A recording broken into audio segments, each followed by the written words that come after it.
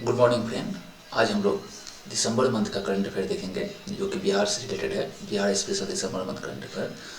यह current affair bilingual होगा, मतलब हिंदी और अंग्रेजी दोनों माध्यम के स्टूडेंट के लिए उपयोगी होगा और इसको आप रिवीजन भी कर सकते हैं एग्जाम से पहले।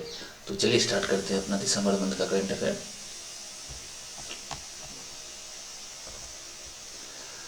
हमारा पहला करंट अफेयर है new 6 lane bridge across river Ganga. The Cabinet Committee on Economic Affairs, chaired by Prime Minister Narendra Modi, approved the construction of a new 4,556-meter long 6-lane high-level extruded cable stayed bridge over River Ganga। मतलब जो है अपना centre में जो है आर्थिक मामलों के मंत्रिमंडल है, उन्होंने 4,556 मीटर लंबे 6 लेन जो है हाई लेवल ब्रिज का गंगा नदी पर बनने का ये बजट अप्रूवल कर दिया है।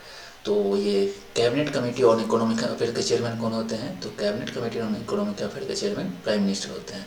तो वही लिखा हुआ है the cabinet committee on economic affair chair by prime minister Narendra Modi approve the construction of new 4,556 metre. देखिए गंगा पे ऑलरेडी एक दीघा पुल है, दीघा नाम का पुल है, दीघा पुल है, उसके पश्चिम में बनने वाला है और उसी के पैरेलल बनने वाला है।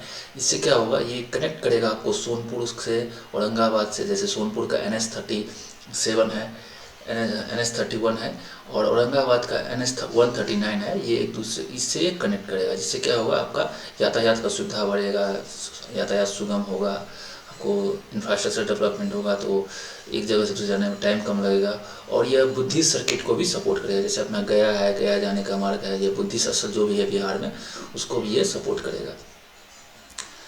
तो वही लिखा हुआ है। तो हमको ध्यान इसमें क्या रखना है कि ये गंगा नदी पे 6 लेन पुल बनने वाला है। इसको cabinet committee on economic affair मतलब आर्थिक मामलों के मंत्रिमंडल ने अप्रूवल दे दी है। और ये आर्थिक मामलों के मंत्रिमंडल का ये चेयरमैन कौन होता है? तो प्राइम मिनिस्टर होता है। और ये किसको किसको कनेक्ट करेगा? तो NH139 जो औरंगाबाद है उसको कनेक्ट करेगा, और सोनपुर में NH31 है उसको कनेक्ट करेगा, और बुद्धि सर्किट को भी सपोर्ट करेगा। चलिए हम लोग बढ़ते हैं अपने नए करंट अफेयर पर, दूसरे करंट अफेयर की ओर। New IT and tourism policy will be implemented in Bihar. जब हमारे बिहार में दिसंबर के टाइम वो थे, हमारे उप मुख्यमंत्री थे आपके तेजस्वी यादव, तो उन्होंने एक बिजनेस हब कमेटी में बोला था कि जो बिहार स्टार्टअप पॉलिसी का इम्प्लीमेंटेशन होगा वही है। The second business hub created to encourage new startup units under the Bihar startup policy in capital Patna was inaugurated by deputy chief minister Tejashwi Yadav. उस time deputy chief minister Tejashwi Yadav थे, अब तो नहीं है। तो वही दिया है। During this, the Deputy Chief Minister, while mentioning the achievement of Global Summit, talked about implementing IT and tourism policy to attract more and more investors in Bihar। तो वही लिखा हुआ है कि राजधानी पटना में बिहार स्टार्टअप नीति के तहत नई स्टार्टअप इकाइयों को प्रोत्साहित करने के लिए बनाए गए दूसरे बिजनेस हब का उद्घाटन 15 दिसंबर को उप मुख्यमंत्री तेजस्वी यादव ने किया। इस दौरान उप मुख्यमंत्री ने ग्लोबल समिट की उपलब्धियों का जिक्र करते हुए बिहार में ज़्यादा से ज़्यादा निवेशकों को आकर्षित करने के लिए IT और पर्यटन नीति लागू करने की बात कही। उल्लेखनीय है कि ग्लोबल समिट का आयोजन 13 से 14 दिसंबर को बिहार में पटना में किया गया था। तो वही ध्यान रखना है कि ये जो बिहार में बिजनेस हब का जो ग्लोबल ये हुआ था, बिजनेस हब का उद्घाटन किसने किया था? दूसरा बिजनेस हब का, तो वो प्रीवियस जो उप मुख्यमंत्री थे, तेजस्वी यादव, उन्होंने किया था।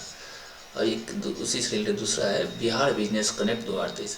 ये ग्लोबल इन्वेस्टर समिट है। इसमें आपको देश भर से लोग आए थे, बिहार में इन्वेस्टर का समिट हुआ बिहार में इन्वेस्ट करने के लिए। तो उसमें वही है बिहार बिजनेस कनेक्ट 2023, जो वैश्विक निवेश शिखर सम्मेलन का आयोजन 13 से 14 दिसंबर के बीच में किया गया था। अब हमको ध्यान रखना है 13 से 14 दिसंबर के बीच में जो हुआ था पटना में, तो 15 दिसंबर को बिजनेस हब का उद्घाटन किसने किया था? दूसरे बिजनेस हब का उद्घाटन उप मुख्यमंत्री तेजस्वी यादव ने किया था। उस टाइम उप मुख्यमंत्री तेजस्वी यादव थे। तो उसी टाइम जो बिहार बिजनेस कनेक्ट हुआ था 13 से 14 दिसंबर के बीच में, उसमें कितना इन्वेस्ट हुआ बिहार में? टोटल 50,530 करोड़ का इन्वेस्टमेंट हुआ बिहार में। सब मतलब ये जो 302 कंपनियां आई और उन्होंने 5,530 करोड़ इन्वेस्ट करने का ये एग्रीमेंट साइन किया है बिहार गवर्नमेंट के साथ। तो उसमें केवल अदानी नहीं 8,700 करोड़ इन्वेस्ट बिहार में करेंगे। तो मतलब ये जो इन्वेस्टर समिट हुआ था बिहार में, ग्लोबल इन्वेस्टर समिट, जो आपका बिहार में जो ग्लोबल इन्वेस्टर समिट हुआ था 13 से 14 दिसंबर के बीच में, उसमें टोटल 50,530 करोड़ इन्वेस्ट करने का एक एग्रीमेंट साइन हुआ है 302 कंपनियों, टोटल 302 कंपनियों को मिलाकर, जिसमें से अदानी केवल अदानी ही 8700 करोड़ 8700 करोड़ इन्वेस्ट करेगी बिहार में। चलिए हम लोग अगले करंट अफेयर के बढ़ते हैं। ये अगला करंट अफेयर हमारे रिलेटेड है बच्चा को गोद लेने से। पहले बिहार में क्या था ना, आप 6 साल तक के बच्चों को गोद ले सकते थे, लेकिन अब जो 2022 का जो एडॉप्शन गाइडलाइन आया है उसके तहत आप 18 साल तक के एज के बच्चों को ले सकते हैं। और पहले और इसमें 18 साल के बच्चे तो ले ही सकते हैं, लेकिन इसमें ये है कैच पॉइंट ये है कि जो मेल सिंगल पेरेंट है, मतलब जैसे कोई पुरुष है जो जिसने शादी नहीं किया या फिर वो विधवा हो गया, फिर मेल सिंगल पेरेंट है, तो वो केवल बॉयज़ को ही बॉयज़ को ही गोद ले सकते हैं। मतलब 18 साल तक तो ले नहीं सकते हैं, लेकिन बॉयज़ को ही गोद ले सकते हैं। जबकि फीमेल सिंगल पेरेंट, वोमेन को ही, लेडीज सिंगल पेरेंट हैं, वो बॉयज़ और गर्ल दोनों को गोद ले सकते हैं। तो वही लिखा है permission to adopt children up to 18 years of age. ये मतलब 18 साल तक के बच्चों को गोद लेने का permission. Earlier only children below 6 year of age were allowed for adoption. पहले केवल 6 साल तक के बच्चों को ही गोद लिया जाता था, लेकिन अभी जो ये गाइडलाइन आया है एडॉप्शन गाइडलाइन 2022, उसके तहत आप 18 साल के एज तक के बच्चों को गोद ले सकते हैं। Earlier the adoption process was complete through the family को। पहले जो एडॉप्शन प्रोसेस होता था, मतलब किसी को बच्चा गोद लेना है तो वो किसके थ्रू होता था, तो वो ये जो फैमिली कोर्ट है, फैमिली कोर्ट मतलब जो अपना पारिवारिक जो मामला का जो कोर्ट होता है, पारिवारिक न्यायालय, उसके तहत होता था। लेकिन अब ये किसको सौंपा गया, इसका जिम्मा किसको सौंपा गया है, तो अब ये डीएम को इसका जिम्मा, जो फाइनल अथॉरिटी कौन होगा, फाइनल अथॉराइज करने वाला पर्सन कौन होगा, अब वो डिस्ट्रिक्ट मजिस्ट्रेट होगा। उसको किस एक्ट के तहत ये जिम्मा सौंपा गया है, तो juvenile justice care and protection of children act 2021 के तहत। तो हमें ध्यान क्या रखना है कि बिहार में जो पहले बच्चा गोद लेने का जो नीति था उसके तहत 6 साल तक लिया जाता था, लेकिन जो एडॉप्शन पॉलिसी 2000 तो गोद लेने की दिशा निर्देश 2014 है, उसके तहत एडॉप्शन पॉलिसी 2022 है, एडॉप्शन पॉलिसी 2022 है, उसके तहत 6 साल से बढ़ा के इसको 18 साल तक कर दिया गया है।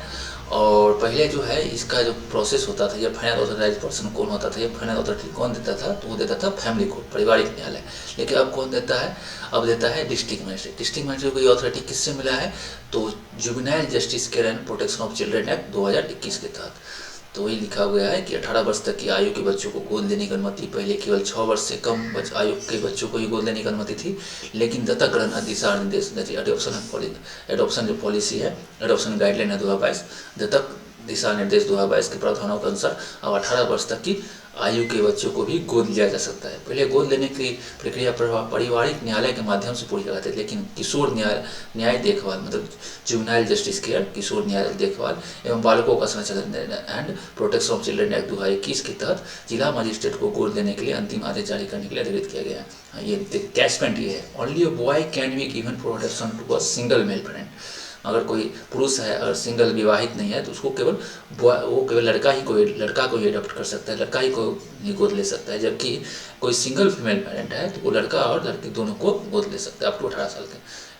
और यही बताया है कि adoption and giving away a child through any other means is legal offence in the country. अगर इस देश में, भारत में कोई अदर दूसरे तरीके से कोई बच्चा को गोद लेता है, बच्चा को छोड़ता है, तो वो लीगल ऑफेंस माना जाएगा, उस पर कार्रवाई की जाएगी, वो एक अपराध माना जाएगा। चलिए हम बढ़ते हैं अपने अगले current affair.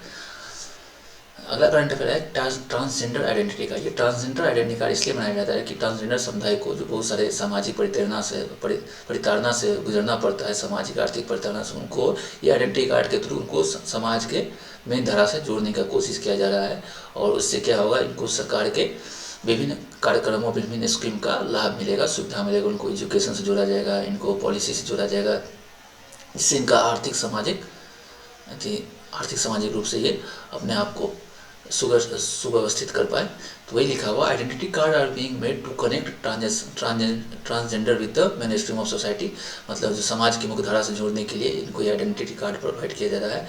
After getting the identity card they will also be take advantage of many government service and join the mainstream society. वही बोल रहा है कि पहचान पत्र मिलने के बाद वो कई सरकारी सेवाओं का लाभ भी उठा सकेंगे और समाज की मुख्य धारा से जुड़ सकेंगे।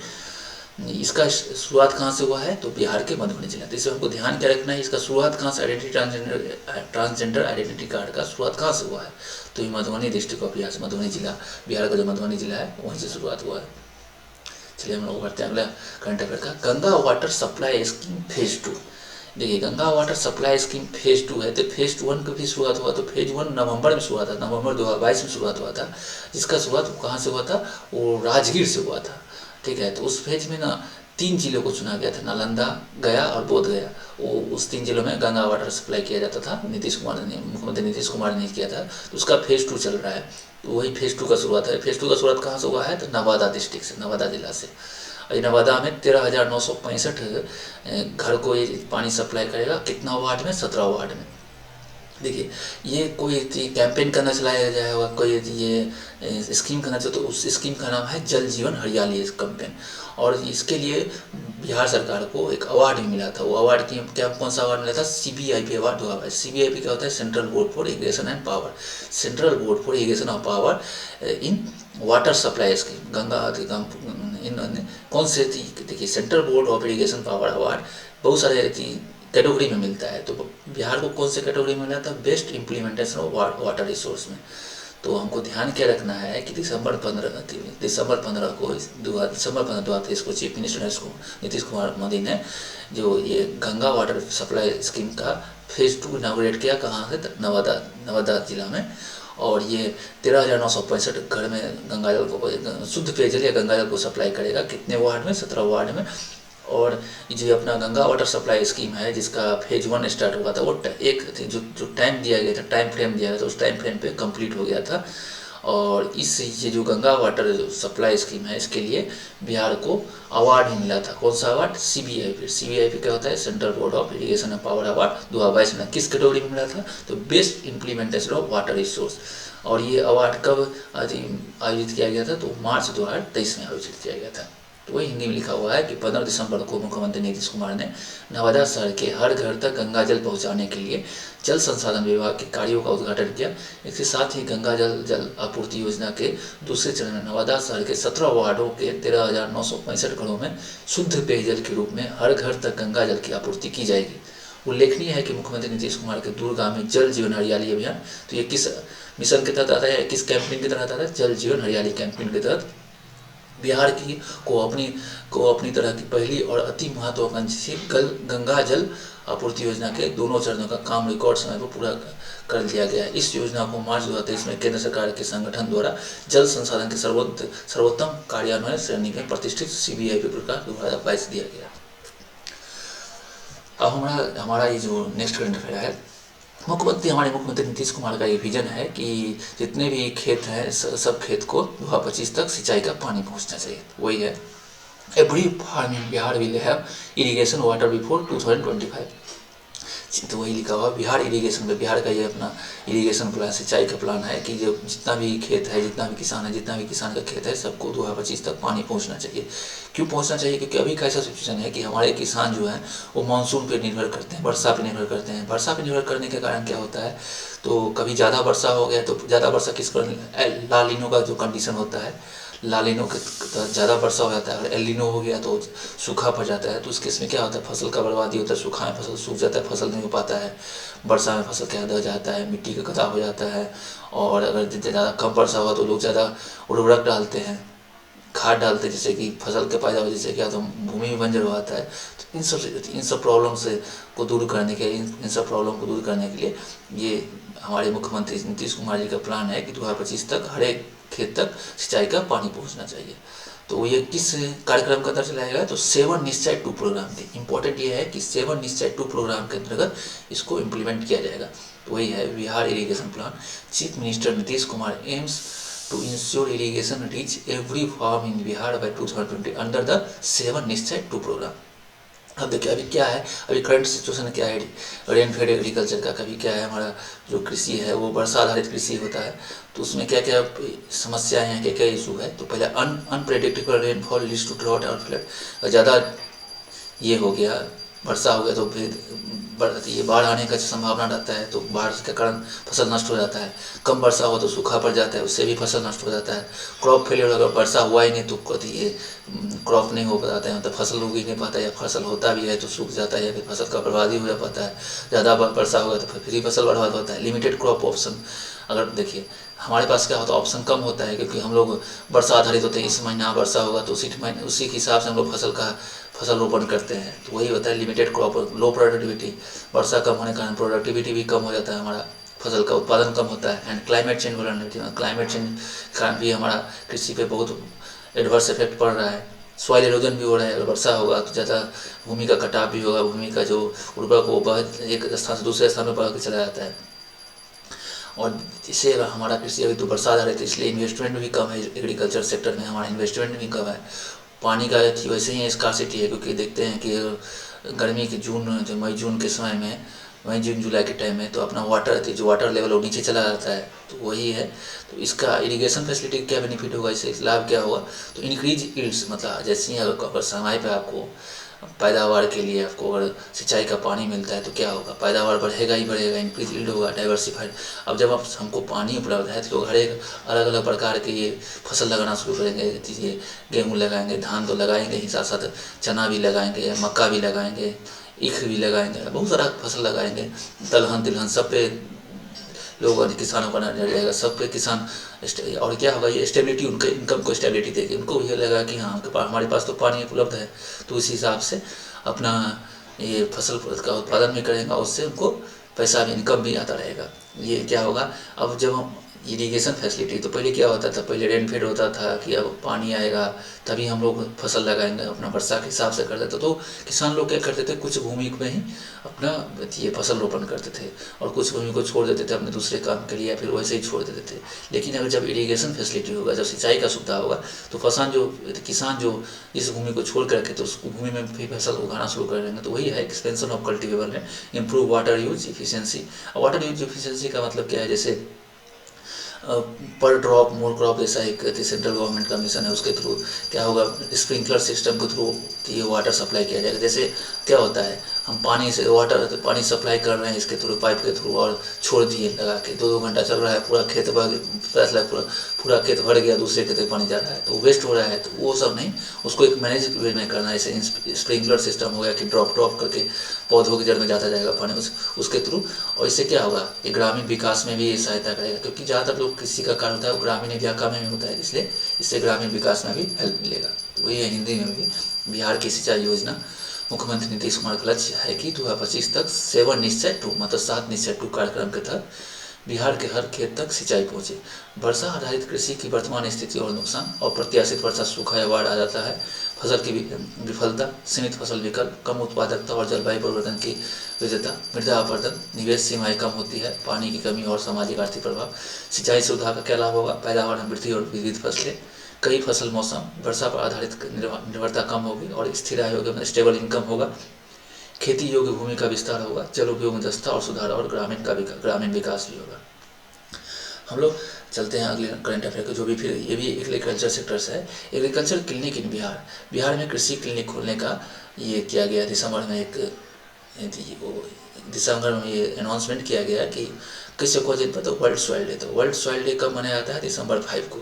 तो on the occasion of world soil day, Bihar agriculture minister Kumar Sarabjit, उस टाइम जो बिहार के एग्रीकल्चर मिनिस्टर कुमार सरबजीत, उन्होंने ये अनाउंसमेंट किया था। कहाँ अनाउंसमेंट किया था, तो बामती ऑडिटोरियम में, कि agriculture clinic will be open in every block of the district, मतलब हर एक ब्लॉक में, जितना हमारा जो जिला है, जिला के अंदर जो ब्लॉक है, उसके हर एक ब्लॉक में ये एग्रीकल्चर क्लिनिक खोला जाएगा। उस क्लिनिक में वही होगा, लैब फैसिलिटी भी होगा, वहाँ पे आपको आपके फसल में कौन सा बीमारी है उसके बारे में बताया जाएगा, साथ साथ आपका जो मिट्टी है उस मिट्टी का जांच करके, और जो ये सॉइल हेल्थ कार्ड है उसके आधार पे आपको बताया जाएगा कि कौन सा उर्वरक यूज करना है, कौन से लवण की कमी है मिट्टी में, वही सब बताया जाएगा। वही है, apart from plant protection measure, soil health will also be check, there will be a lab in the clinic itself, where after testing it will be immediately told that which disease is present in the soil. Objective, the its main objective is to promote the use and application of balance fertiliser on the basis of soil health card, to provide soil health card and to protect digital soil facility में। तो ये बता रहे, विश्व मृदा दिवस के अवसर पर 5 दिसंबर को बामती सभागार में आयोजित कार्यशाला में बिहार के कृषि मंत्री कुमार सरबजीत ने घोषणा की, राज्य के हर प्रखंड में कृषि क्लिनिक खोले जाएंगे। पौधे संरक्षण उपायों के अलावा मृदा स्वास्थ्य की भी जांच की जाएगी। क्लिनिक में ही लैब होगी, जहाँ जांच के तुरंत बाद बताया कि मिट्टी में कौन सी बीमारी है। इसका उद्देश्य क्या है, तो इसका उद्देश्य है कि हमारा जो मृदा जो है संतुलित, उसका यूज हो, उर्वरक का संतुलित हो, क्योंकि आजकल उर्वरक का लोग बहुत ज़्यादा इस्तेमाल करते हैं। जो नाइट्रोजन, फास्फोरस और जो पोटास का जो एक रेशियो होता है, उस रेशियो में जो ज़्यादा यूज कर देते हैं, तो आपको इस क्लिनिक में से क्या होगा, इस क्लिनिक में क्या होगा, आपके सॉइल है आपका, जो खेत है उसका मिट्टी को टेस्ट किया जाएगा, उसके तुरंत बाद आपको बताया जाएगा कितना उर्वरक यूज करना है, मिट्टी में कौन सा इशू है, कौन सा प्रॉब्लम है, क्यों आपका पैदावार नहीं बढ़ रहा है, कौन सा उर्वरक आप यूज़ करेंगे तो आपका पैदावार बढ़ेगा, इस सब के बारे में बताया जाएगा।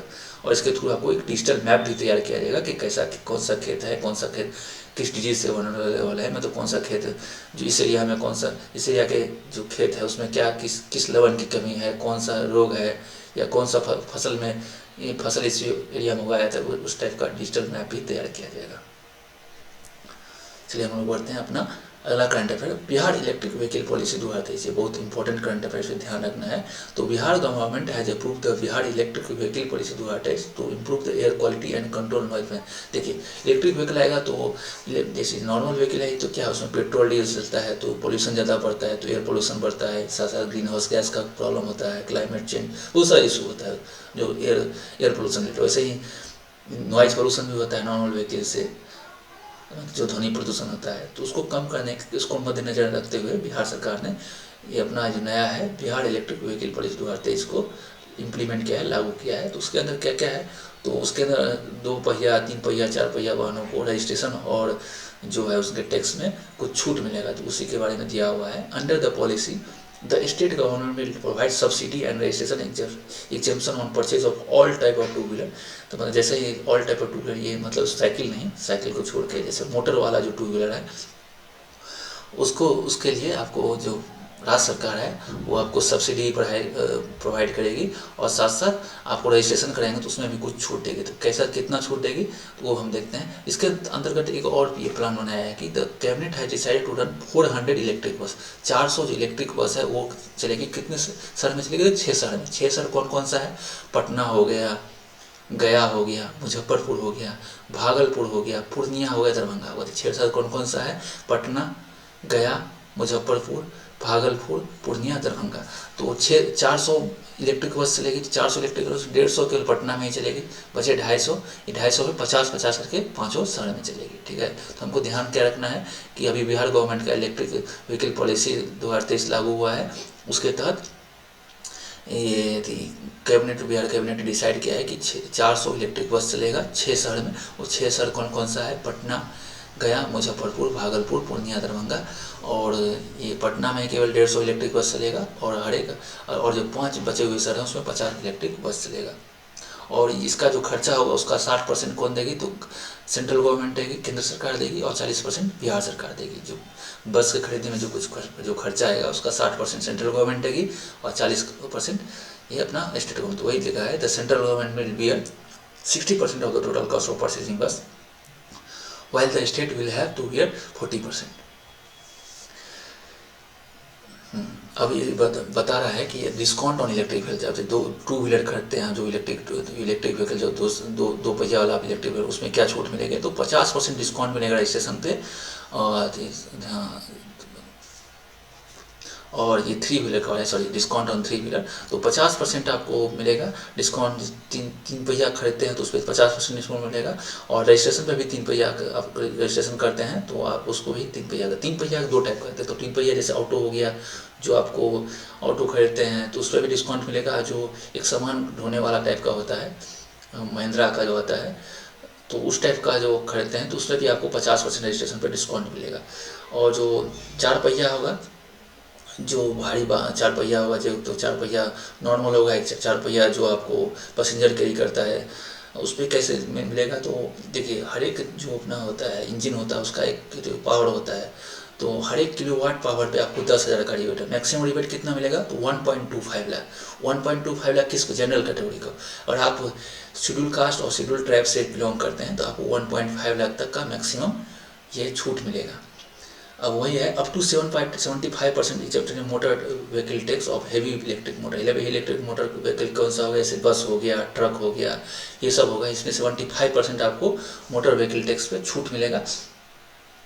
और फिर तो ये, और इसके बाद ये कितने के लिए में 75% मोटर व्हीकल टैक्स पहले 1000 वाले को मिलेगा। फिर क्या होगा, अब 1000 के बाद वाले को 50% ये छूट मिलेगा। 4 wheeler will get 75% exemption in motor vehicle tax। 4 wheeler electric vehicle purchase after the first 1000 4 wheeler will get 50%। वही वाला है कि अगर हेवी व्हीकल है जैसे बस हो गया, ट्रक हो गया, तो पहले 1000 पे उन लोगों को 75% मोटर व्हीकल टैक्स पे छूट मिलेगा। और पहले 1000 के बाद कितना परसेंट छूट मिलेगा, 50% मोटर व्हीकल टैक्स पे छूट मिलेगा। वही अगर 4 व्हीलर कोई सा भी हो, इलेक्ट्रिक व्हीकल है, तो पहले 1000 पे 75% छूट मिलेगा और उसके 1000 के बाद उन लोगों को 50% छूट मिलेगा। तो वही है 3 पहिया वाहनों खरीद पर रजिस्ट्रेशन 50% की छूट, 3 पहिया माल वाहनों के रजिस्ट्रेशन पर भी 50% की छूट। पहले 1000 4 पहिया वाहनों 4 पहिया यात्री वाहनों की खरीद 10,000 रुपये प्रति किलोवाट के और अधिकतम 1.25 लाख रुपये की छूट मिलेगी, जबकि अनुसूचित जाति अनुसूचित जनजाति को 1.5 लाख रुपये तक की छूट मिलेगी। भारी इलेक्ट्रिक मोटर वाहनों, बस और माल वाहनों के लिए 2 साल तक, अच्छा ये 75% मिल रहा है हेवी इलेक्ट्रिक व्हीकल जो हो गया, उसके लिए कितना साल तक, 75% 2 साल तक। कितने का, पहले 1000 इलेक्ट्रिक व्हीकल को, और उसके बाद कितना मिलेगा, 50% का छूट मिलेगा पहले 2 साल तक। 4 पहिया वाहन को कितना, मोटर वाहन में कितना छूट मिलेगा, तो मिलेगा आपको 75% पहले 1000 को और 50% 1000 के बाद वाले को। एक 2 पहिया वाहन वाला के हम लोग छोड़ दिए थे, सही से डिस्कस नहीं किए थे। यह है कि under the policy state government provide subsidy and registration exemption on purchase of all types of 2 wheeler.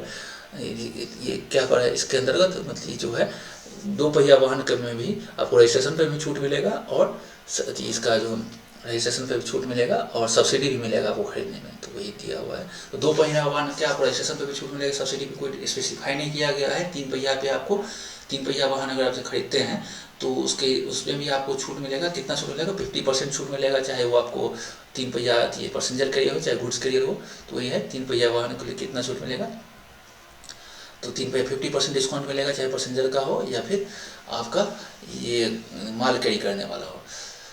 और 4 पहिया वाहन के पे अगर आपका बस है, 4 पहिया वाहन पे भी 75% मिलेगा। किसके लिए, 2 साल तक के लिए। कौन से मोटर व्हीकल टैक्स में छूट मिलेगा, 75% अप टू 1000 वाहन के लिए, और 1000 ज़्यादा होता है तो 50% मिलेगा 2 साल के लिए। अगर 4 पहिया से बड़ा वाहन है या बड़ा व्हीकल जैसे बस हो गया, ट्रक हो गया, उस पर भी 75% मिलेगा कि मोटर व्हीकल टैक्स पे छूट कितने साल के लिए, 2 साल तक के लिए। अगर 1000 ज़्यादा हो गया तो 50% छूट मिलेगा मोटर व्हीकल टैक्स पे कितने साल के लिए, 2 साल के लिए।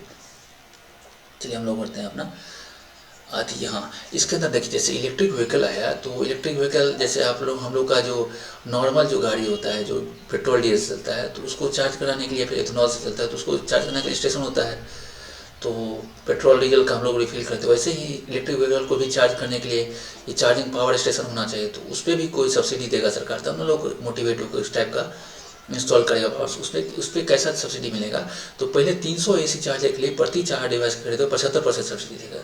मतलब 300, अगर पहले आपको ही मान लीजिए 500 AC चार्जर का डिवाइस इंस्टॉल करना चाहता है, तो पर डिवाइस के लिए उसको कितना 75% दिया जाएगा पहले 300 के लिए, बाद में। और यह राशि कितना मैक्सिमम कितना उसको सब्सिडी मिलेगा, 1.5 लाख रुपया होगा। साथ ही इंस्टॉलेशन के लिए अगर मतलब कोई इंस्टॉल के शुरू इनिशियली जो खर्च आता है इंफ्रास्ट्रक्चर, उसमें भी 25,000 रुपये का सरकार मदद करेगी। तो पहले 300 AC चार्जर के लिए कितना सब्सिडी मिलेगा, 75% तक का सब्सिडी। मैक्सिमम सब्सिडी कितना मिलेगा, 1.5 लाख का मिलेगा। और इंस्टॉलेशन सब्सिडी कितना मिलेगा, इंस्टॉलेशन चार्ज कितना देगा सरकार, तो 25,000। सेम ऐसा डीसी का चार्जर के केस है। डीसी चार्जर के केस में भी क्या होगा, जो मशीन जो खरीदेंगे on purchase of charging machine, subsidy on purchase of charging 75% subsidy मिलेगा, और मैक्सिमम सब्सिडी कितना मिलेगा, तो 1.5 लाख मिलेगा। और उस डीसी चार्जर के केस में भी इंस्टॉलेशन चार्ज कितना देगी सरकार, तो 25,000 देगी। तो हमको क्या ध्यान रखना है, और कोई कंपनी या कोई ऑर्गेनाइजेशन पहला 300 AC चार्जर इंस्टॉल करता है, 300 ज़्यादा भी कर सकता है, तो पहले 300 में उसको 75% सब्सिडी मिलेगा। मैक्सिमम सब्सिडी कितना मिलेगा, 1.5 लाख मिलेगा। और इंस्टॉलेशन के लिए सरकार उसको कितना देगी, तो 25,000 रुपये। अगर डीसी भी इंस्टॉल करता है तो डीसी की मशीन खरीदने के लिए भी सरकार उसको 75% सब्सिडी देगी, और मैक्सिमम सब्सिडी कितना देगी, 1.5 लाख देगी। और इंस्टॉलेशन कॉस्ट कितना देगी डीसी वाले को भी, उसको भी 25,000 देगी। चलिए हम लोग बढ़ते हैं अपने अगले करंट अफेयर पर। अगला करंट अफेयर है national crime record bureau crime statistics for year 2020-2022। ये आपको दिसंबर मंथ रिलीज हुआ था, नवंबर दिसंबर में रिलीज हुआ था।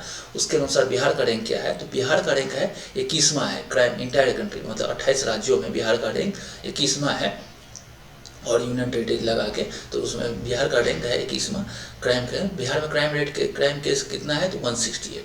द क्राइम रेट पर लाख पॉपुलेशन बिहार 277। 1 लाख लोगों में बिहार में कितना क्राइम होता है, 277 लोगों के साथ crime, 277.1। Bihar is also out of top 10 state in the terms of murder. Bihar में मर्डर का केस कितना होता है, तो उसके हिसाब से बिहार 10 राज्यों से बाहर है, तो ये अच्छी बात है। 10 राज्यों के अंदर नहीं है, तो ये अच्छी बात है। और ये the murder rate is higher in the state of Jharkhand. Murder rate सबसे ज़्यादा कहाँ है, झारखंड, हरियाणा, छत्तीसगढ़, असम, उड़ीसा। झारखंड, हरियाणा, छत्तीसगढ़, असम और उड़ीसा, आंध्र प्रदेश को कंपेयर किया जाए तो बिहार का अर्बन रेट उससे कम है। और जो बिहार में जो चार्जशीट फाइल होता है वो भी अच्छा, उसका पोजीशन अच्छा, वो भी टॉप 10 स्टेट में आता है। एक्चुअली यूपी आई थिंक इसमें टॉप है, इसमें नेशनल लेवल पे यूपी शायद टॉप में है और बिहार टॉप 10 स्टेट में आता है। और जो crime against women and children the situation है वो Bihar is better than many. अगर देखा जाए कि महिला और बच्चों पे जो अपराध हो रहा है उसके मामले में भी बिहार जो बड़े बड़े स्टेट हैं जैसे दिल्ली हो गया, केरला हो गया, उसमें इनका बिहार का नाम उससे पीछे है, मतलब ये अच्छी बात है। और जो वही है the performance of Bihar police in police investigation and filing of chargesheet is included in the top 10 state of the country. मतलब ये अच्छी बात है कि जो परफॉर्मेंस पुलिस का, बिहार पुलिस का जो परफॉर्मेंस है चार्जशीट फाइल करने में, इन्वेस्टिगेशन करने में, वो टॉप 10 में आता है। पहला जैसे लगता है, जैसे बताया था, पहला शायद यूपी का है। The chargesheet rate in Bihar is 82.5। देखिए पूरा अगर एवरेज 28 रहती ये अपना राज्य और यूटी को मिला लें, टोटल यूटी को मिला लें तो उसका एवरेज है कितना 82, लेकिन बिहार में कितना 82.5, जो कि नेशनल एवरेज से ज़्यादा है, जो कि अच्छी बात है बिहार के लिए। तो हिंदी में लिखा है गंभीर अपराध के मामले में बिहार पूरे देश में 21वें स्थान पर है। यहाँ गंभीर अपराध के मामला की दर 168 है। बिहार में प्रति लाख आबादी पर अपराध दर 277.1 है। प्रति लाख आबादी पर हत्या दर के मामले में बिहार टॉप 10 राज्यों से बाहर है। झारखंड, हरियाणा, छत्तीसगढ़, असम, उड़ीसा और आंध्र प्रदेश के राज्यों में हत्या की दर बिहार से ज़्यादा है।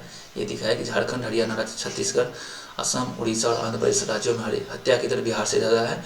महिलाओं और बच्चों के खिलाफ अपराध के मामले में बिहार की स्थिति कई बड़े राज्यों से बेहतर है। वही बताया कि दिल्ली हो गया, केरला हो गया, इन सबसे बेहतर है बिहार का स्थिति। पुलिस जांच, छानबीन और चार्जशीट दाखिल करने में बिहार पुलिस का प्रदर्शन देश के टॉप 10 राज्यों में शामिल है। बिहार में चार्जशीट 82.5 है, जो कि राष्ट्रीय दर 82 से बेहतर है। अब 1100 kg statue of Gandhi ji, ध्यान है, छोटे एक वन लाइनर करंट अफेयर है। तो दीप मनोहर जो है गोपालगंज, उन्होंने 1100 kg जो मूर्ति है वो बनाया है गांधी जी का और मूर्ति तैयार किया है। ये मूर्ति में 4 पैनल है। पहला पैनल एक तरफ का पैनल जिसमें अशोक चक्र है, दूसरी तरफ के पैनल में क्या है, दूसरी तरफ के पैनल में आपको सारे रिलीजन जैसे हिंदू, मुस्लिम, सिख, ईसाई, बौद्ध, सारे रिलीजन को दर्शाया गया, वो भी चरखे के साथ। और तीसरे तरफ के पैनल में आपको गांधी जी का दांडी मार्च को दिखाया गया। चौथे तरफ के पैनल में आपको ये गांधी जी को खुद को दिखाएगा। तो इसमें क्या ध्यान रखना है कि 1100 kg का जो 1100 किलो का जो मूर्ति किसने बनाया है, तो दीप मनोहर जी बनाया है। दीप मनोहर जी कहाँ का है, गोपालगंज डिस्ट्रिक्ट है। इस मूर्ति में कितने पैनल है, 4 पैनल है। पहला पैनल आपको ये दिखाता है अशोक चक्र को दिखाता है। दूसरा पैनल में क्या दिखाता है, सारे धर्म को दिखाया गया, हिंदू, मुस्लिम, सिख जैसे जो सारे धर्म है उनको दिखाया गया, उसके साथ चरखा को दिखाया गया है। तीसरे पैनल में क्या दिखाया है, तो गांधी जी के दांडी मार्च को दिखाया गया। चौथे पैनल में क्या है, चौथे पैनल में गांधी जी खुद को दिखाया गया। इस मूर्ति का नाम किस तहत किया गया, तो पिट्यू और वेल्डिंग टेक्निक से बनाया गया है। और ये मूर्ति कितना लंबा है, तो 17 फीट लंबा का है। इस मूर्ति को बनाने में लगभग 1 साल 2 महीना लगा है। बस यही है। अब हम लोग बोलते हैं अगले घंटे पर मिस बिहार 2023। तो हमारा दिसंबर मंथ में मिस बिहार 2023 का घोषित किया गया था। तो उसमें मिस बिहार कौन बनी है, तो स्मृति ऑफ नवादा डिस्ट्रिक्ट के स्मृति जी हैं, वही मिस बिहार का टाइटल बॉन्ड किया है। तो और सेकंड स्थान पे जो सहरसा की वर्षा है, उन्होंने सेकंड स्थान पे अपना रैंक सिक्योर किया है। तो वही है Smriti of Nawada won the title of miss Bihar 2023, Varsha of Saharsa stood second. तो नवादा की स्मृति ने जीता मिस बिहार 2023 का खिताब। सहरसा की वर्षा रही दूसरे स्थान पर। इसको ऑर्गेनाइज किसने किया था, तो इसको ओशियन विजन ने ऑर्गेनाइज किया था। फ्रीडम, इसका नाम क्या था, इस इम्पोर्टेंट इवेंट का नाम क्या था, तो फ्रीडम मिस बिहार 2023 ऑर्गेनाइज किसने किया था, तो ओशियन विजन ने पटना के होटल में ऑर्गेनाइज किया था। इससे हमको क्या ध्यान रखना है, तो मिस बिहार 2023 कौन बनी थी, तो स्मृति बनी थी। वो कौन से जिले से, नवादा। सेकंड पोजीशन में कौन थी, वर्षा, वो कौन से जिले से, सहरसा से। इसको किसने ऑर्गेनाइज किया था, तो ओशियन विजन ने। कहाँ ऑर्गेनाइज किया था, पटना में। अब एक है सोलर पावर प्लांट, कजरा सोलर पावर प्लांट है, जिसको सेटअप किया जाएगा लखीसराय में। जिसका कॉस्ट लगभग, जिसके खर्च 1810.34 करोड़ का आएगा। और ये कौन सरकार का, तो बिहार गवर्नमेंट का, तो Bihar state power generation company. इसको कौन सेटअप करेगा, तो Bihar state power generation company. और इसमें जो है 80% आपको लोन, बहुत विभिन्न वित्तीय संस्थानों से लोन लिया जाएगा 80%, और 20% जो शेयर होगा वो बिहार सरकार का रहेगा। तो वही है। ये कितना पावर सप्लाई करेगा, तो ये दिन में लगभग 185 मेगावाट का पावर सप्लाई करेगा। इतना ही नहीं, जब ये पीक आवर होता है, शाम का टाइम ज़्यादा बिजली कंज्यूम, उस केस में भी ये 45.40 मेगावाट का 45.40 मेगावाट का पावर सप्लाई करेगी। तो 45.40 मेगावाट का पावर कैसे सप्लाई करेगा, तो बैटरी एनर्जी स्टोरेज सिस्टम। देखिए जब दिन में जो 185 मेगावाट का पावर जो सप्लाई करेगा, जो स्टोर किया जाएगा, उसको थ्रू बैटरी को भी चार्ज करेगा, और जो बैटरी जो एनर्जी स्टोर करेगा उसके थ्रू जब शाम को ज़रूरत होगा, जब ज़रूरत होगा पीक आवर में, उस टाइम जो ये 45.40 मेगावाट पावर आपको बैटरी एनर्जी स्टोरेज सिस्टम के थ्रू सप्लाई करेगा। तो वही है कि जो बिहार राज्य विद्युत उत्पादन कंपनी, मतलब Bihar state energy state power generation company जो है, बिहार राज्य विद्युत उत्पादन कंपनी द्वारा 1810.34 करोड़ रुपए की लागत से लखीसराय के कजरा में सौर ऊर्जा संयंत्र स्थापित किया। कहाँ स्थापित किया जा रहा है? लखीसराय के कजरा में। कितना, किसके द्वारा? बिहार राज्य विद्युत उत्पादन company, Bihar state power generation company के द्वारा। इसका कॉस्ट कितना है? 1810.34 करोड़। यह संयंत्र कितना पावर सप्लाई करेगा? तो दिन में लगभग 185 मेगावाट का, इसके साथ साथ यह 45 मेगावाट का, 4504 मेगावाट का भी पावर सप्लाई करेगा। किसके थ्रू सप्लाई करेगा? बैटरी ऊर्जा भंडारण प्रणाली, बैटरी एनर्जी स्टोरेज सिस्टम के थ्रू। और ये बैटरी एनर्जी स्टोरेज सिस्टम क्या करेगा? तो अपना दिन में जो पावर बन रहा है 185 मेगावाट, उससे थ्रू ये चार्ज होगा और एनर्जी स्टोर करेगा, और शाम में जब जरूरत होगा पीक आवर में तो 45.40 मेगावाट तक का पावर सप्लाई करेगा। इस योजना का लागत का 80% लगभग विभिन्न वित्तीय संसाधनों के रूप में लिया जाएगा, और 20% राज्य सरकार इक्विटी के रूप में लेने को स्वीकृत किया गया है। तो वही है, 80% जो है आपको लोन के रूप में लिया जाएगा, 20% बिहार सरकार देगी। अब अगला हमारा करंट अफेयर है मीडिया सेंटर एट कृषि भवन। कृषि भवन जो है वहाँ पे एक मीडिया सेंटर बनाया जाएगा। ये कहाँ है? मीठापुर, आपको मीठापुर पटना में है, वहाँ पे बनाया जाएगा एक नया। यहाँ से क्या होगा? तो जैसे कृषि संबंधी कोई स्कीम है, कोई योजना चल रहा है, उसके बारे में बताया जाएगा। कौन कौन फसल में कौन कौन सा रोग है, उससे कैसे समाधान किया जाए, उसके बारे में बताया जाएगा। कौन कौन सा उर्वरक यूज होगा, उसको सोशल मीडिया के माध्यम से ही यूज किया जाएगा। तो वही media centre will be constructed by the government at the Krishi Bhawan in Mithapur Patna. From this centre farmer will be given information about departmental scheme through social site, beside information about pest and about food grains and horticulture crops and the pencil also. वही दिया हुआ है कि सरकार की ओर से पटना के कहाँ ये स्टैब्लिश किया, ध्यान रखना है, पटना के मीठापुर स्थित कृषि भवन में मीडिया सेंटर का निर्माण किया जाएगा। इस सेंटर से सोशल साइट के थ्रू ये जानकारी दी जाएगी। बहुत सारे जो कृषि विभाग का जो भी ये कार्यक्रम चला उसके बारे में जानकारी, साथ ही खाद्यान्न एवं बागवानी फसलों के बारे में भी जानकारी देगा उसके। और जो खाद्यान्न, जैसे मतलब कोई धान में कौन सा रोग हो गया, कौन सा उसको रोग को कैसे रोकथाम किया जाएगा, गेहूँ में कौन सा रोग उसको कैसे रोकथाम, जैसे कोई भी फसल उसमें कैसा कोई रोग हुआ तो उसको कैसे रोकथाम किया, उसके बारे में जानकारी दिया जाएगा। चलिए हम लोग बढ़ते हैं अपना अगला। देखिए वाल्मीकि टाइगर रिजर्व जो आपको पता होगा कि पश्चिम चंपारण में है, उसके बारे में जो है हमारा वाइल्ड लाइफ रिसर्च इंस्टीट्यूट बताया कि सबसे अलग है। सबसे अलग किस टर्म में है? तो वो इसका जो टाइगर का जीन है सबसे पुराना है। तो वही लिखा है, और Valmiki tiger reserve gene are the most ancient, यहाँ के बाघ के जीन है सबसे प्राचीन है। तो वही जो research by Indian wild life research institute, जो हमारा जो भारतीय वन्य अनुसंधान संस्थान है, उन्होंने बताया कि यह जो उन्होंने सारे टाइगर रिजर्व का सैंपल लिया और वाल्मीकि टाइगर रिजर्व का भी टाइगर का सैंपल लिया, तो उन्होंने पाया कि जो वाल्मीकि टाइगर रिजर्व का जो टाइगर है उनका जीन सबसे पुराना है। और वाल्मीकि टाइगर रिजर्व कहाँ है हमारा? तो ये अपना वेस्ट चंपारण जिला में है, बिहार के वेस्ट चंपारण जिला में है। हम लोग बढ़ते हैं अगले door step delivery service of revenue map. Actually ये आपको पुराना करंट अफेयर 2022 का है। इसमें क्या है, एक माइलस्टोन अचीव किया है, जितना इसको टारगेट था वो टारगेट अचीव कर लिया, इसलिए न्यूज में आया था दिसंबर मंथ में। तो वही है doorstep delivery service of revenue maps has been started by Bihar government. कब स्टार्ट किया था? 2022 में, 6 सितंबर 2022 को ही। विद द सर्विस आप अपने घर बैठे ही अपना राजस्व मानचित्र मंगवा सकते हैं। यही है, अपने गांव का अपना राजस्व मानचित्र मंगवा सकते हैं। बिहार सरकार द्वारा 6 सितंबर 2022 से राजस्व मानचित्र की डोर स्टेप डिलीवरी सेवा शुरू कर दी गई है। इस सेवा से निवासी घर बैठे अपने गांव का नक्शा प्राप्त कर सकते हैं और इससे समय और संसाधनों की बचत होगी। एक है दीप कला मेला आयोजित किया गया। Department of empowerment of person with disability ने दीप कला मेला का आयोजित किया। दीप कला मेला कहाँ आयोजित किया गया? तो गांधी मैदान पटना में आयोजित किया गया है।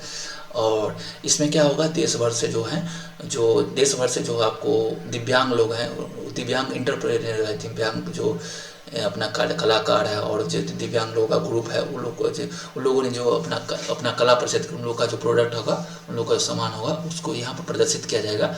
और ये कब से कब तक है? 8 से 17 दिसंबर के बीच में गांधी मैदान में आयोजित किया जाएगा। और इसमें कितने लोगों ने पार्टिसिपेट किया? 100 दिव्यांग कारीगर और कलाकार ने पार्टिसिपेट किया है और वो अपना कला प्रदर्शित करेंगे। और कितने राज्य और यूनियन टेरिटरी से? तो 20 राज्य और यूनियन टेरिटरी से ये मतलब केंद्र शासित प्रदेश से लोगों ने पार्टिसिपेट किया था। हमको ध्यान क्या रखना है कि दिव्य कला मेला किसने आयोजित किया गया था, तो दिव्य कला मेला दिव्यांगजन सशक्तिकरण विभाग ने आयोजित किया गया था।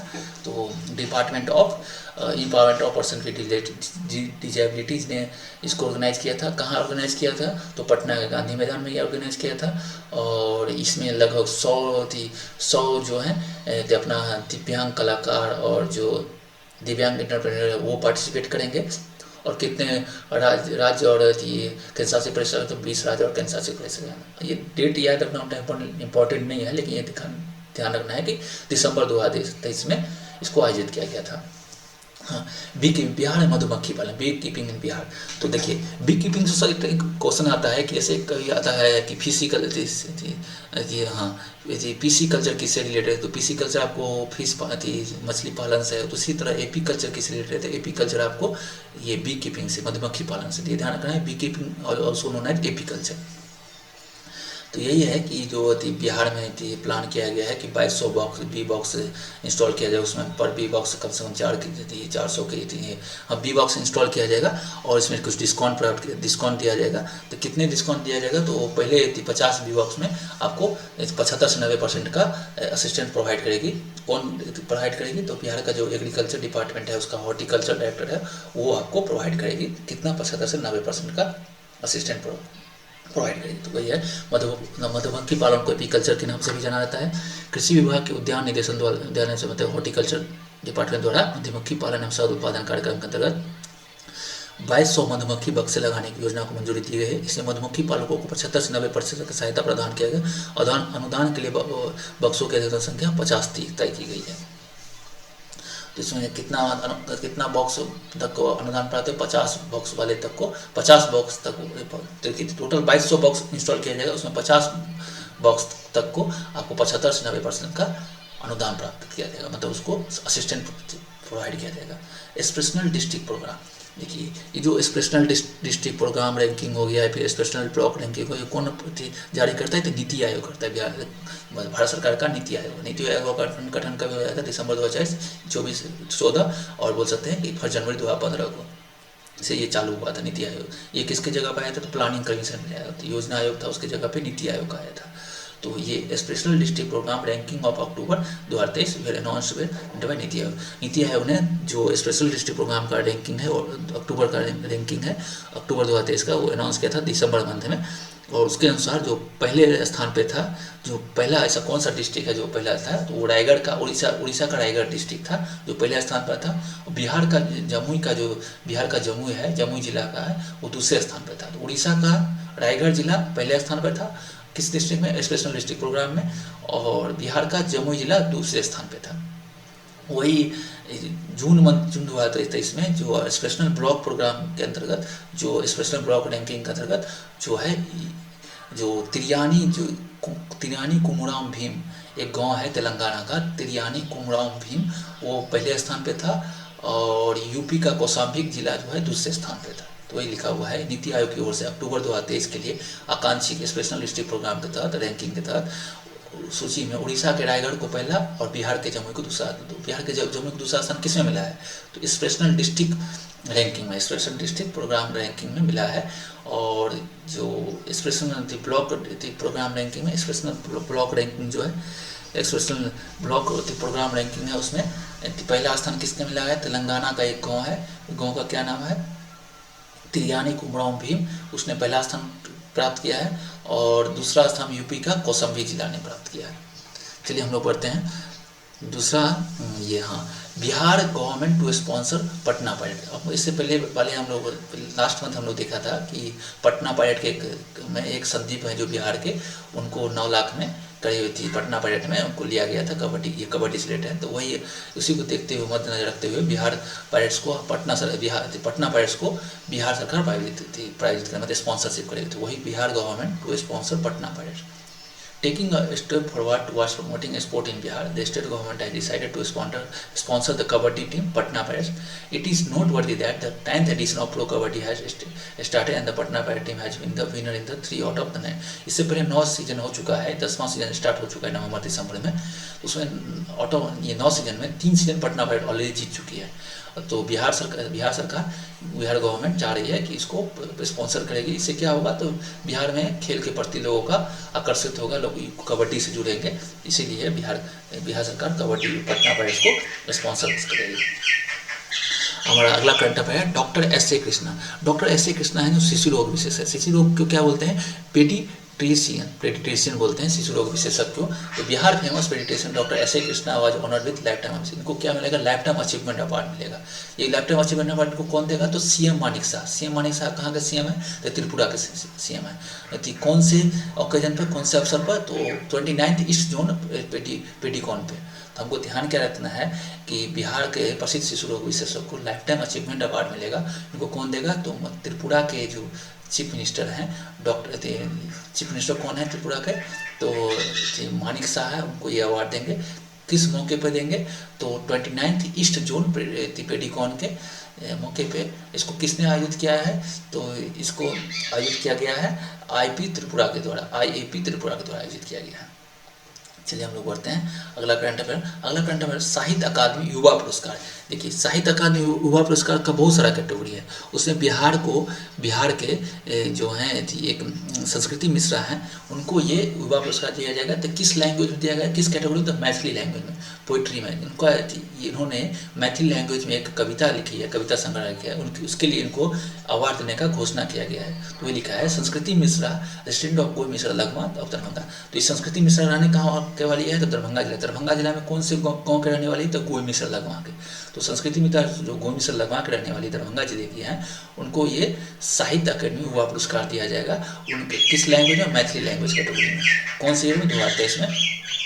उनका कौन सा कविता के लिए दिया जाएगा, तो कहवा एच हमरा, ये मैथिली कविता है, कविता संग्रह उनको देते हैं। उससे पहले उन्होंने 2-3 कविता लिख चुके हैं। तो उनका ये जो कहवा एच हमरा, उनके लिए उनको क्या जाएगा, साहित्य अकादमी युवा पुरस्कार से सम्मानित किया जाएगा। इस युवा पुरस्कार कौन देगी उनको, तो ये अपना प्रेसिडेंट ही देती है एक्चुअली।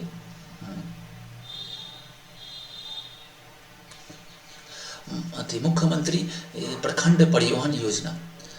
अभी हमारा करंट अफेयर है, अगला करंट अफेयर है मुख्यमंत्री प्रखंड परिवहन योजना।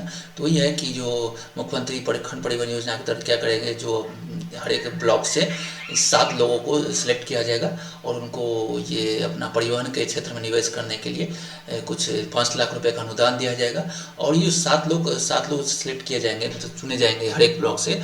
उनको किस आधार पर चुना जाएगा, तो उनके 10वीं के मार्क के आधार पर चुना जाएगा। तो वही है कि जो मुख्यमंत्री परिवहन योजना बिहार राज्य सरकार द्वारा शुरू की गई महत्वपूर्ण परिवहन रोजगार योजना है। इस योजना के तहत बिहार के ग्रामीण क्षेत्र में परिवहन व्यवस्था को मजबूत करके लोगों को रोजगार के अवसर प्रदान करना है। इसमें सरकार ग्रामीण लोगों को 5 लाख रुपए तक अनुदान देगी ताकि वो अपना खुद का परिवहन व्यवसाय शुरू कर सके। योजना का लाभ प्रदान करने के लिए प्रत्येक ब्लॉक से 7 लोगों का चयन किया जाएगा और इसका चयन 10वीं कक्षा में प्राप्त अंकों के आधार पर किया जाएगा। तो वही बताया था कि इसमें 7 लोगों का चयन किया जाएगा। कितना उन लोगों को अनुदान मिलेगा, 5 लाख रुपए मिलेगा। योजना का नाम, स्कीम का नाम क्या है, तो मुख्यमंत्री प्रखंड परिवहन योजना। और ये 7 लोगों किस बेसिस पे चुना जाएगा, तो उनके 10वीं के मार्क के आधार पर चुना जाएगा। वैक्सीनेशन कैंपेन, वही जो अपना केंद्र सरकार का मिशन इंद्रधनुष प्रोग्राम है, उसके अंतर्गत जो वैक्सीनेशन प्रोग्राम चालू किया गया था 27 नवंबर से 2 दिसंबर के वैक्सीनेशन। पटना जिला में लगभग 30,318 वैक्सीनेशन हो चुका है। तो वही एक अचीवमेंट है कि 7 नवंबर से 2 दिसंबर के बीच चलाए जाने वाला मिशन इंद्रधनुष के अंतर्गत प्रेग्नेंट महिला, मतलब जो गर्भवती महिला है और बच्चों का टीकाकरण किया गया, उसके अंतर्गत पटना में 30,318 लोगों का वैक्सीनेशन हुआ। 30,318 लोगों का वैक्सीनेशन। 30,318 में कौन कौन से हैं, तो ये गर्भवती महिला हैं और बच्चे हैं, उनका टीकाकरण किया गया। वर्ल्ड डिसेबिलिटी डे, विश्व दिव्यांग दिवस। ये वर्ल्ड विश्व दिव्यांग दिवस कब मनाया जाता है, 3 दिसंबर को मनाया जाता है। तो इसी दिवस पे जो बिहार की ज्योति कुमारी हैं, उनको बेस्ट दिव्यांग अवार्ड दिया गया। वो किसके द्वारा दिया गया है, तो ये अपने राष्ट्रपति द्रौपदी मुर्मू जी के दिया गया है। किस मौके पे दिया गया है, तो वर्ल्ड विश्व दिव्यांग दिवस, वर्ल्ड डिसेबिलिटी डे पे दिया गया। कब आयोजित किया जाता है, 3 दिसंबर को आयोजित किया गया। Jyoti suffering from serious disease like muscular dystrophy जैसे गंभीर बीमारी से ज्योति सफर किया। उनको किस क्षेत्र में दिया गया है, तो यह पुरस्कार उनको मिथिला लोक चित्रकला के क्षेत्र में दिया गया है। तो यही है ज्योति हुई suffering suffering from a serious disease like muscular dystrophy has been given this award for her unique and excellent work in Mithila folk painting। तो ये उनके बेहतरीन काम के लिए दिया गया है किस क्षेत्र में, मिथिला लोक चित्रकला के। अब हमको पूछ सकता है ज्योति रहने वाली कहाँ की है, तो ज्योति रहने वाली है मुजफ्फरपुर जिला के कौन से गाँव के, तो चंगेल गाँव की रहने वाली है। तो इसमें क्या क्या इंपॉर्टेंट पॉइंट है, तो सबसे पहला इंपॉर्टेंट पॉइंट है वर्ल्ड डिसेबिलिटी डे कब मनाया जाता है, विश्व दिव्यांग दिवस कब मनाया जाता है, तो 3 दिसंबर को मनाया जाता है। इस मौके पे हमारे जो राष्ट्रपति हैं द्रौपदी मुर्मू जी ने, उन्होंने बिहार की बेटी ज्योति को, बिहार की ज्योति कहाँ के रहने वाली, मुजफ्फरपुर की, और कौन से गांव के रहने वाले, चंगेल गांव को, उनको बेस्ट मतलब सर्वश्रेष्ठ दिव्यांगजन पुरस्कार दिया है। किस लिए दिया है, किस क्षेत्र में दिया है, तो मिथिला लोक चित्रकला के क्षेत्र में दिया है। तो हमको यही ध्यान रखना है। और हम लोग बढ़ते हैं अपने अगले करंट अफेयर के लिए। सुधा वर्गीस जो बिहार, पटना के बिहार के हैं, उनको एक सम्मानित जो है जमनलाल बजाज फाउंडेशन अवार्ड से उनको सम्मान किया जाएगा।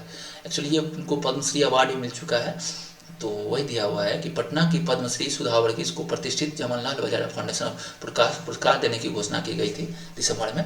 ये अवार्ड इनको कौन देंगे, तो chief justice of supreme court, देख लीजिए chief justice of supreme court को चीफ जस्टिस ऑफ इंडिया भी कहते हैं, वो ये अवार्ड इनको देंगे। कब देंगे, दिसंबर 8 को देंगे। और ये इन्होंने क्या ऐसा इनका उपलब्धि किया है, तो सुधा वर्गीस ने मुसहर कम्युनिटी के लिए, मुसहर समुदाय को उत्थान के लिए बड़ा काम किया, इसके लिए उनको पद्म अवार्ड भी मिल चुका है। तो हमको ध्यान क्या रखना है, सुधा वर्गीस कहाँ से हैं, तो पटना से, बिहार से हैं। उनको कौन सा अवार्ड दिया जाने वाला था दिसंबर में, तो जमनलाल बजाज फाउंडेशन अवार्ड दिया जाता है। कौन इनको देगा, तो चीफ जस्टिस ऑफ इंडिया इनको देगा, या chief justice of supreme court देगा। कहाँ देगा इनको, तो मुंबई में देगा। और इन्होंने कौन सा काम किया है, तो इन्होंने मुसहर समुदाय के उत्थान के लिए अपना योगदान दिया है। श्रेष्ठ बिहार नव निर्माण युगल अवार्ड, देखिए ये अवार्ड मोस्ट इम्पॉर्टेंट है, क्योंकि इसमें हमारे जो बीपीएससी के चेयरमैन हैं अतुल प्रसाद, उनको ये अवार्ड मिला है। किस लिए मिला है, तो उन्होंने 1.25 लाख शिक्षकों का जो नियुक्ति करवाया है प्रदेश एकदम ट्रांसपेरेंट मैनर में, उसके लिए उनको ये अवार्ड मिला है। तो ये श्रेष्ठ बिहार नव निर्माण युगल अवार्ड जो मिला है वो किनको ने, एक तो उनको मिला है और दो लोगों को मिला है। तो वही है for successfully carrying out the reinstatement of 1.25 lakh teachers in one phase in transparent manner. BPSC chairman Shri Atul Prasad and general manager of CDB bank and his wife Anubha Prasad has been honored with श्रेष्ठ बिहार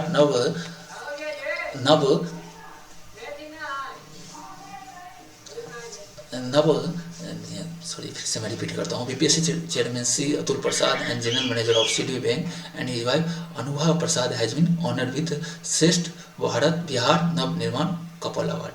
तो किसको मिलेगा, तो एक तो BPSC chairman Atul Prasad ji को मिलेगा, और सीडीबी बैंक के जो जनरल मैनेजर है, महाप्रबंधक है, उनको, और उनकी पत्नी जो अनुभा प्रसाद है, उनको मिलेगा। कौन सा अवार्ड मिलेगा, श्रेष्ठ बिहार नव निर्माण कपल अवार्ड। तो हमको श्रेष्ठ बिहार नव निर्माण कपल अवार्ड किसको मिलेगा, तो हमको मिलेगा इनको मिलेगा। एक तो बीपीएससी चेयरमैन जो अतुल प्रसाद, उनको मिलेगा। दूसरा मिलेगा आपको general manager of CDB bank और उनके वाइफ जो अनुभा प्रसाद को मिलेगा। अब बढ़ते हैं अगले करंट अफेयर के लिए। और अगला करंट अफेयर है कि गया से जो थाईलैंड की ओर है ना, गया से थाईलैंड के लिए एक फ्लाइट का सुविधा उपलब्ध करवाया गया है 1 दिसंबर से। तो वही है कि जो गया से थाईलैंड इंटरनेशनल फ्लाइट का अब शुरू हो गया है 1 दिसंबर से। उसको किसने किया है, तो एयरपोर्ट अथॉरिटी और थाईलैंड के बौद्ध भिक्षु ने इसका उद्घाटन किया था। एक्चुअली गया से अभी 3 जो इंटरनेशनल फ्लाइट जाता है, कौन कौन जाता है, थाईलैंड, म्यांमार और भूटान। हमको याद क्या रखना है कि 1 दिसंबर को गया से थाईलैंड के लिए उड़ान फ्लाइट का या तो उड़ान सुविधा का इनॉग्रेशन किया गया था। किसने किया था, तो एयरपोर्ट अथॉरिटी जो है और थाईलैंड के बौद्ध भिक्षु ने किया था। और गया से कौन कौन सा फ्लाइट जाता है, कहाँ जाता है इंटरनेशनल फ्लाइट, तो थाईलैंड जाता है, म्यांमार जाता है, भूटान जाता है। बिहार में डिजिटल क्रॉप सर्वे करवाया जाएगा। ये digital crop survey of field is to be conducted in Bihar which state started from